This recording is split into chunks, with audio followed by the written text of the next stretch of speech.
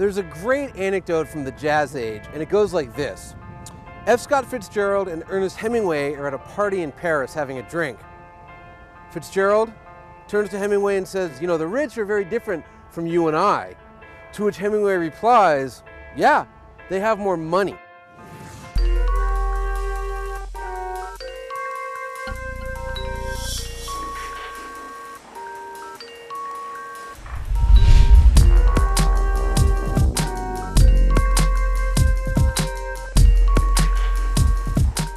I think I've brought along two vehicles that prove each man's point. The first one is the Mercedes-Benz CL65 AMG, and the other one is the all-new Aston Martin DB9.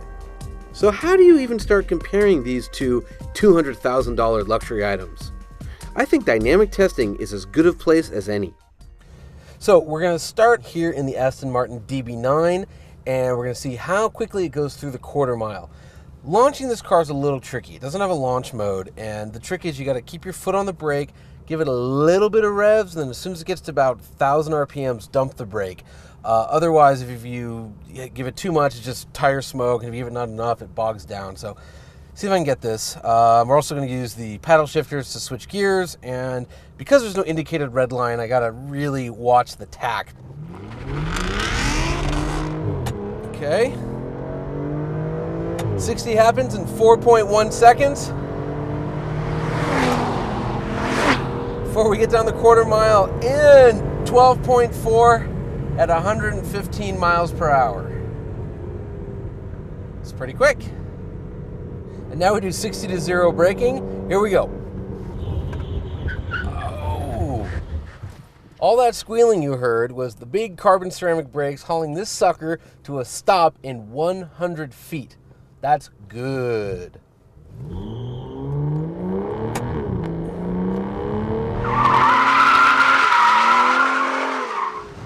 All right, so we're gonna start figure eighting in the Aston Martin DB9. Remember, this has a little bit more power than the outgoing car. It's got the same horsepower as the DBS, which is no longer with us. And I gotta tell you, this is a great car. It's kind of got everything you want, man. Big V12 motor, rear wheel drive, I got everything turned off, and these brakes, God, I love these brakes. They feel like they could do this all day, and it's in a little bit of either steering modulation or throttle modulation. It's fairly easy to kind of pin the car where you want it to go, although it is heavy. It's over 3,800 pounds, so it's kind of riding that fine line between a sports car and a GT, but it feels fun out here. It's a lot of fun.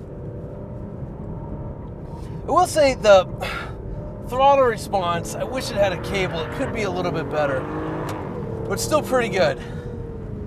And these brakes, let me overemphasize the brakes. They are awesome.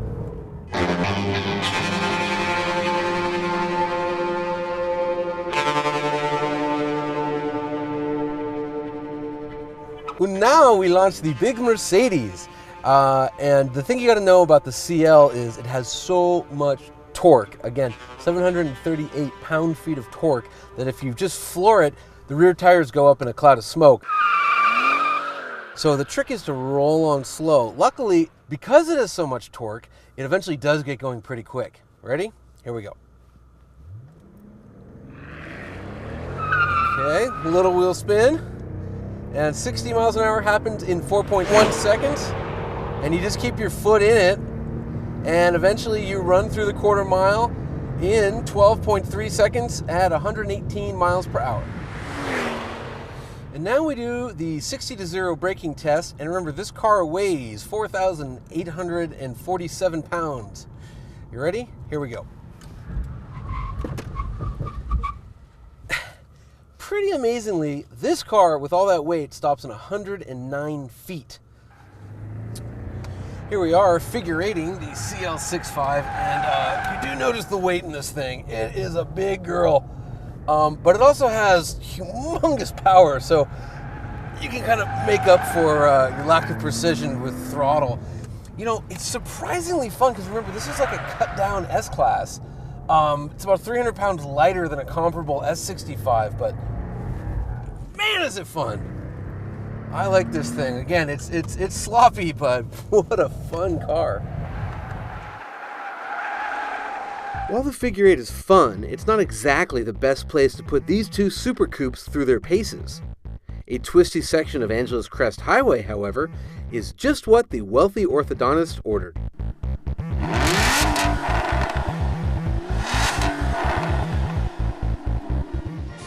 Hello! Welcome to the all-new Aston Martin DB9. What is the DB9? I'm glad you asked. Essentially, you take the kind of suspension components and the go-fast bits off of the now-defunct Virage, and you combine them with the engine that's out of the now-defunct DBS. It's a 5.9-liter V12, makes 510 horsepower, and you wrap it all up with the sexy good looks of the Aston Martin DB9.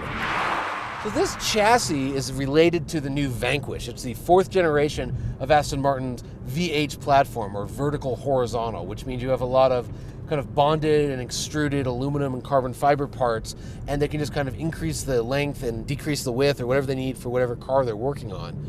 Also borrowed from the Vanquish is this new 3-position shock absorbers. And you have a street mode, you have a sport mode, and then you have a very, very stiff track mode. And all 3 modes are surprisingly really good. Usually when you're not talking about the magnetic shocks, you're getting stuff like the big Corvettes and Ferraris.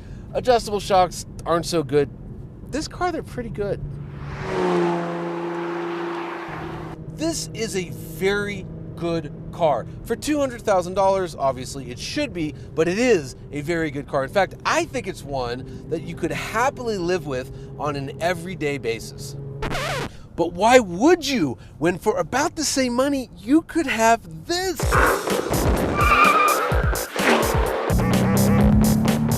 This is, again, the Mercedes CL65. Where to begin? Look, we already know it's faster than the DB9 in a straight line.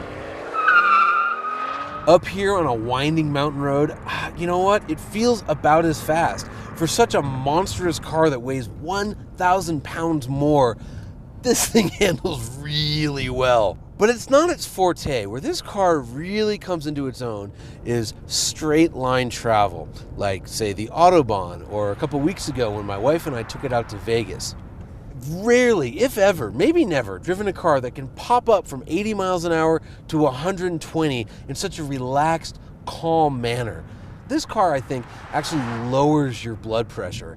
And I don't mean that in any way it's boring, but it's more like, you've had a long day and you go home and you slide into your spot on the couch and just, And that's how it is in this car, even when you're going at triple-digit speeds, which you will be doing because of this maniac of an engine.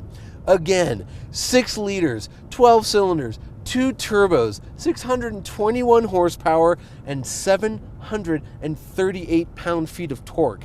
You take the Audi R8 with the V10 engine. All 4 wheels get to fight over about that much torque. In the CL65, each of the rear tires gets 379 pound-feet of torque. It's absurd. No, it's obscene.